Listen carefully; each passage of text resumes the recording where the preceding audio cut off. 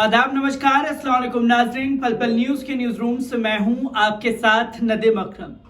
Popular front of India को लेकर के जिस तरीके की खबरें गोदी मीडिया में प्रसारित की जा रही हैं, उस पर बात करना लाजमी है, क्योंकि पॉपुलर फ्रंट ऑफ इंडिया के बहाने पूरी मुस्लिम उम्मत को टारगेट करता हुआ ये गोदी मीडिया दिखाई दे रहा है, जहां कभी गजवाए हिंद तो कभी इस्लामिक संगठन कहता हुआ दिखाई दे रहा है ये गोदी मीडिया।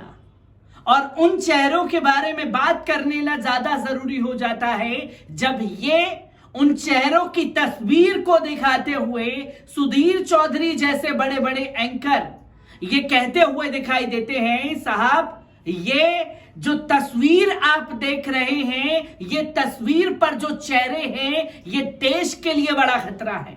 ये आतंकी चेहरे हैं, जहां आतंकी उन लोगों को घोषित करने पर यह गोदी मीडिया उतारू है। और आखिरकार पॉपुलर फ्रंट ऑफ इंडिया के जो 45 पूरी लीडरशिप है, जो टॉप लीडरशिप है, वो लोग कौन हैं, उनके बारे में जान लेना जरूरी है, जिसे आज गोदी मीडिया आतंकी घोषित करने पर तुला हुआ है। कहां कहां से किसकी गिरफ्तारी हुई, कौन वो नाम शामिल हैं, उन नामों के बारे में जान लेना जरूरी है, क्योंकि कोई इनमें इंजीनियर है तो कोई डॉक्टर है, कोई प्रोफेसर है तो कोई बड़ा एडवोकेट है, जो इस टॉप लीडरशिप में शामिल लोग थे। तमाम जानकारियां जो हैं सामने आ रही हैं। इसी पर आपको बता दूं कि पॉपुलर फ्रंट ऑफ इंडिया पर बुधवार को केंद्र सरकार ने 5 साल का बैन लगा दिया। देश भर में छापेमारी में मिले सबूतों के आधार पर यह फैसला लिया गया। हालांकि इसकी तैयारी बीते 1 साल से चल रही थी। इस दौरान जांच एजेंसियां पीएफआई की टॉप लीडरशिप में शामिल 45 लोगों पर नजर रखी हुई थी, जिसकी जानकारी लगातार ये बताने की कोशिश की जा रही थी। इनमें से ज्यादातर संगठन के फाउंडर मेंबर थे।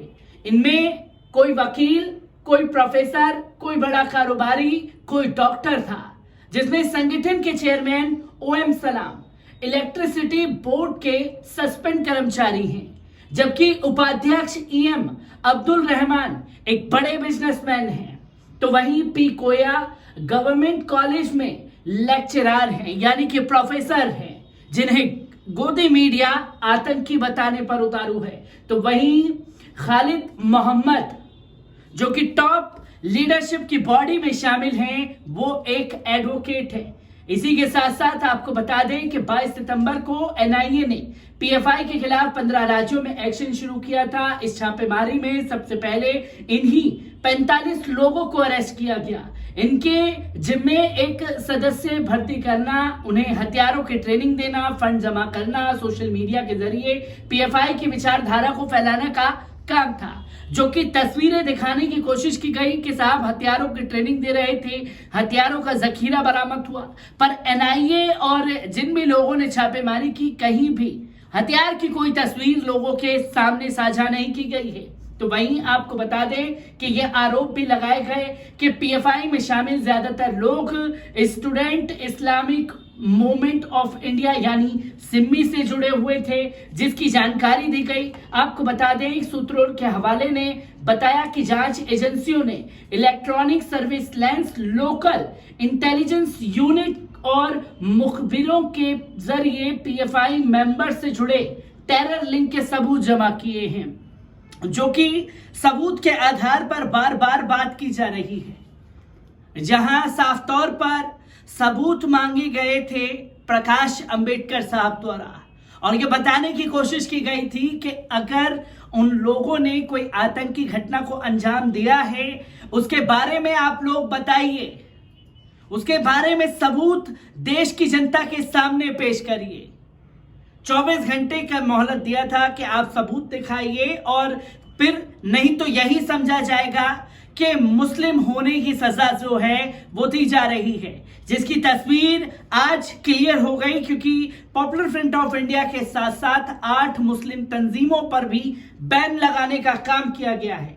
इसी के साथ साथ आपको बताते चलें कि पीएफआई के इन 45 लोगों को ट्रैक किया जा रहा था, जिसमें चेयरमैन ओएम सलाम, इसी के साथ साथ जसीर केपी, तो वहीं वीपी नजरुद्दीन अल मराम शामिल हैं, जिनको ये बताया जा रहा है टॉप लीडरशिप में थे और इनको ट्रैक किया जा रहा था सरकारी एजेंसी द्वारा, जिसमें मोहम्मद बशीर का नाम शामिल है जो कि आपके टॉप लीडरशिप में शामिल हैं। तो वहीं शफीर केपी और ई अबू बकर, तो वहीं प्रोपी कोया और ईएम अब्दुल रहमान का नाम शामिल है जो कि बड़ी लीडरशिप में शुमार थे।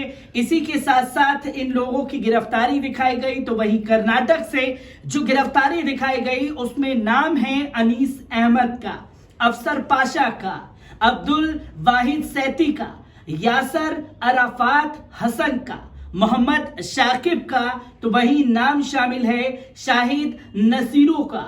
तो वही एक नाम कर्नाटक से शामिल है मोहम्मद फारूक उर रहमान का। तो वहीं तमिलनाडु से जो गिरफ्तारी दिखाई गई उसमें एम मोहम्मद अली जिन्ना का नाम शामिल है और एस इस्माइल का नाम शामिल है और मोहम्मद यूसुफ का नाम शामिल है। उत्तर प्रदेश से एक गिरफ्तारी पॉपुलर फ्रंट ऑफ इंडिया के जो टॉप लीडरशिप में दिखाई गई उसमें नाम है वसीम अहमद का। तो वहीं राजस्थान से 3 गिरफ्तारियां दिखाई गई हैं जिसमें मोहम्मद आसिफ का नाम शामिल है, तो सादिक सराफ तालाब पाड़ा का नाम शामिल है, जिसमें तालाब पाड़ा का नाम शामिल है, जिसमें मैप प्रतिमात्मक इनके ऊपर पूरी तरीके से निगरानी रखी जा रही थी जो दावा किया गया। तो वहीं एक और नाम शामिल जो तमिलनाडु से कराए गए उसमें ये नाम सबसे पहले आते हैं जिसमें सईद इशाक का नाम शामिल है।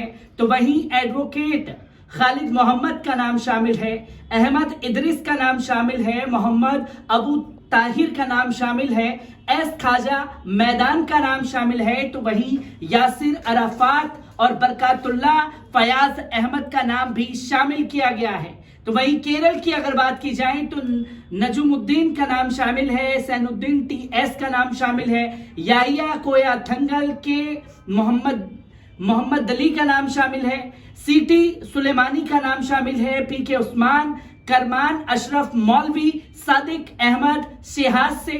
और इसी के साथ साथ आपको बता दें कि एम मुजीब अंसारी का नाम भी शामिल किया गया है। जिसमें अब बात की जाए कि आंध्र प्रदेश से जो टॉप लीडरशिप की गिरफ्तारी हुई थी, क्योंकि आज बैन लगाने के बाद इन नामों को डिक्लेयर किया गया है, जहां आंध्र प्रदेश से अब्दुल रहीम, रियाज अहमद, शेख जफरुल्ला, अब्दुल वाहिद अली का नाम इसमें शामिल किया गया है। तो वहीं तेलंगाना से अब्दुल वारिस का नाम बताया गया है, जहां एक गिरफ्तारी तेलंगाना से दिखाई गई है। टॉप 45 लीडरशिप की जानकारी जो है वो साझा करना जरूरी है, क्योंकि इन नामों की तस्वीर दिखा करके आतंकी घोषित कर देने पर इन्हें गोदी मीडिया उतारू हो चुका है। तो वहीं कई लोग इसकी जानकारी भी देते हुए दिखाई दे रहे हैं कि ये लोग जिनको आतंकी बताया जा रहा है, कोई इनमें डॉक्टर है, कोई प्रोफेसर है, कोई इंजीनियर है, जिसकी जानकारी तमाम लोगों तक जाना जरूरी है कि किस तरीके से गोदी मीडिया मुस्लिम नाम देख करके इन्हें आतंकी घोषित करने पर उतारू हो चुका है। तमाम update popular front of India से जुड़ी आप लोगों के साथ साझा करता रहूंगा। दीजिए इजाजत, शुक्रिया।